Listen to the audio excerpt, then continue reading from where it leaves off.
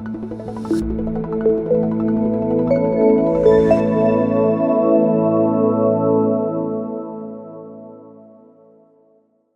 I'm going to introduce you to the context engineering. That is a new concept. We have learned prompt engineering in the past, and today we learn about this new concept. Okay, so before you're getting deep into that context engineering, we should know what are the limitations we have with LLMs. So one of the limitation is that knowledge cutoff. That means the data is frozen in time. It might have prepared long back, so it may not have been updated regularly or recently.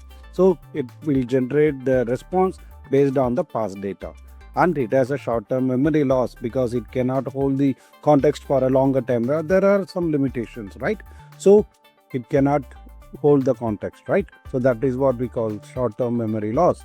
And also the confidence trap. So it cannot say, I don't know about this. So what it does, it gives you an incorrect response, correct? So these are all some of the limitations, and moreover, this is LLMs or the AI systems are not a logic engine. It's just a text predictor, right? So that is also another limitations it has. So what is the solution in this case? The solution is the context engineering. So what is context engineering? It means practice of designing systems that AI model or AI system that at what and when it sees the information. So that is what it means as a context engineering. Then what it means is it helps you in filling the gaps. It acts like a bridge. That is one benefit we get out of that context engineering. The second, it has to do more than the prompting. So it's about the LLM see that additional information before generating the response rather than seeing it late. Means late, it means after generating the response, whatever the information you provide, it's not going to be useful. So before generating the response, if you give some supply with some additional information, it can use that as a context and generate a better response, right? So what it means that it turns the guesswork into a precision response, right?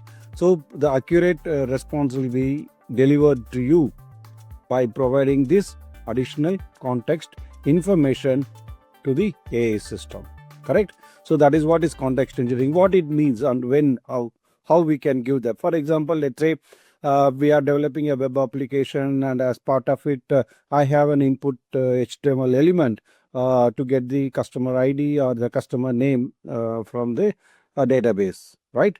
So if I give that, if I want to use the jQuery or the data list or any other component, third-party library, and if I have to plug in that particular feature into my existing system, I may not know, or it might be a bit complicated. So in that context, what I can do, I can give that code snippet, or I can give that particular code or a PHP file or a Java code or that particular file as a context, as an additional information. So it understands that particular code and see how that particular HTML element which you want to convert using data list or to pick the customer information from the list.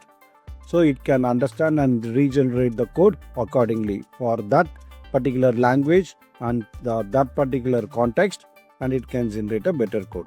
So by providing with that additional information, you will get a good response, and that is what context engineering means, and that's what will benefit you over a period of time in generating or handling a complex logic, right? So make it useful and use the context very wisely and get the benefit. Happy coding.